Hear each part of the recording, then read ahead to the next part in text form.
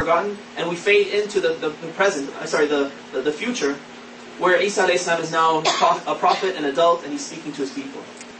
Right, so within one, do you see how that transition happens? It's almost like, if you think of a movie, like nowadays in the way movies work, where you have flashbacks and things jumping forward and little, things like that happening all the time. So that's what's happening here in this verse. We're starting at one point in time, angels speaking to Maryam alayhi salam, and then somewhere in the middle of this congratulations and praise of Isa alayhi salam, the whole thing shifts, and now we have Isa alayhi salam speaking. In reality, the angels and Maryam are all forgotten and then put into the background.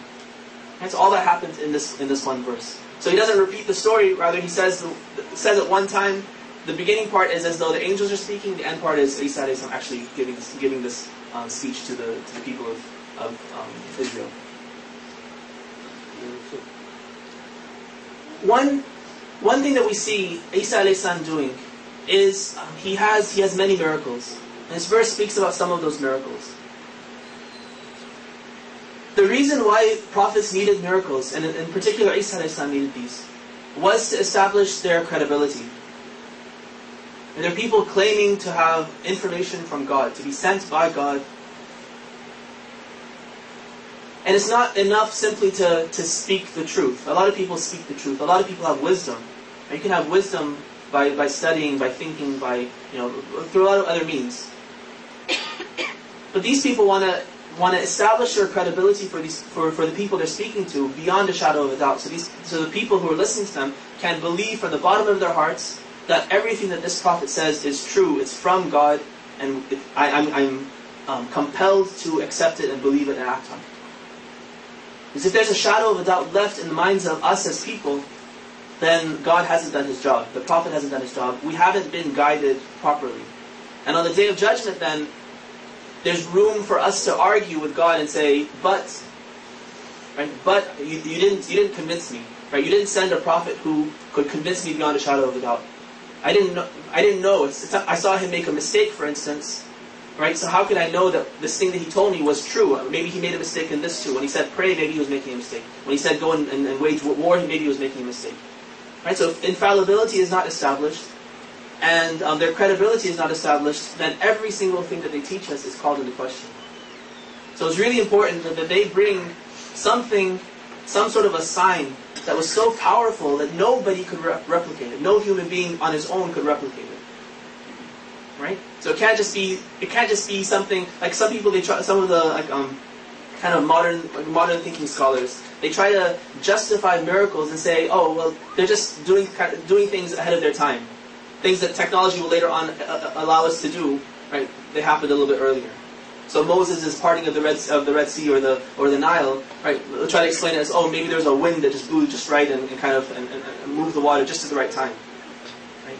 If it were like that, if it was some sort of there's a natural explanation, and it was according to the normal workings of nature, then it wouldn't be a miracle, and it would just be a matter of time before human beings, their intelligence or their technological expertise, advanced to a stage where they could replicate the miracle of Moses or the miracle of turning their staffs into stakes and these sorts of things.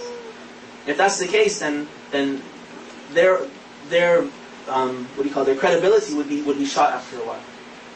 So that's never the case. All the miracles that the prophets brought are such that no human being in their time, before their time, or after their time, ever can replicate those miracles.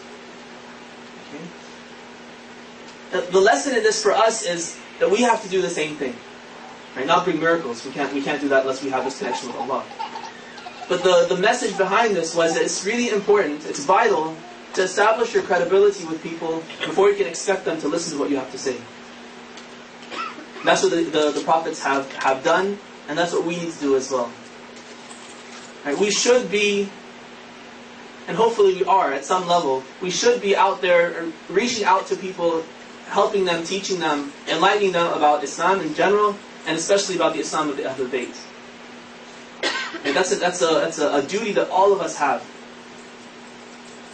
But we can't expect to be effective in doing that if we haven't established our credibility with people.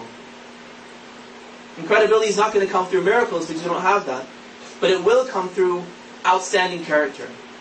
It will come through involvement in our communities, like showing sincerely, not putting on a show, but sincerely showing that we are part of the community, part of this country, part of these neighborhoods. We're actively doing something to benefit the community. Like, we want to be part of this community. We want to better the community in any way that we can. And if we can show that and prove to people, prove to ourselves, do it actually, and prove to people that we are like that, establish personal relationships with people where they now see that you are a wonderful person, a sincere person. You always tell the truth. You have incredible integrity. It doesn't matter if people are looking or not. You do the right thing. If they see that, then you start to establish credibility in their minds, and then they're gonna get curious and say, why is it that you are so much better than all the other people I know? And when they ask that question, then that's when you gain their credibility, their trust, and now you can give them the information. You have a teachable moment where you can express that the reason I am truthful, the reason I try to do the right thing all the time is because my religion says this is my duty. I'm not allowed to lie to anyone. I'm not allowed to cheat in any instance, right? And that's what this religion teaches me, and that's it's sold then. At that point, this person doesn't see that in any other person, in any other religion, and he sees you are an outstanding model of all these qualities that all human beings are looking for. And if they see that, then they're gonna look for that source, and they're gonna buy into your religion as well. All right. So just as the prophets established their credibility first, and then they express their message, we have to do that as well with the tools that are at our disposal. It's extremely important. Let's look at this verse. He says, "I have brought you signs from your Lord." The word in Arabic is ayah, it's singular. In Arabic, sometimes they'll use the singular to express the plural, and there are certain reasons grammatically or in terms of Arabic literature why that happens. But if you're wondering why I translated ayah, singular, as signs, it's because of that. One of the miracles he indicates is that he's going to make a figure of a bird out of clay. He's going to form the shape of this thing, which is obviously inanimate, and then he's going to breathe life into this bird, and it's going to become a real bird and fly off possibly. Okay. When he says this is what I'm going to do, and he's saying he's actually going to do it. And some of the commentators have said that maybe he's just promising, or he's saying I can do this. If I have all these tricks, if you want me to do it, I can do any of these tricks. And that's not the case. These are all things that he actually perform to prove his point to these people. At the end of this phrase, you'll notice that he says, "Bi-idhnillah." I'm going to use this pointer that I was given. But at the end of this phrase, he says that he's doing this bi-idhnillah. Here you go. I don't think chopstick will work. Yeah. Can you hand it to me?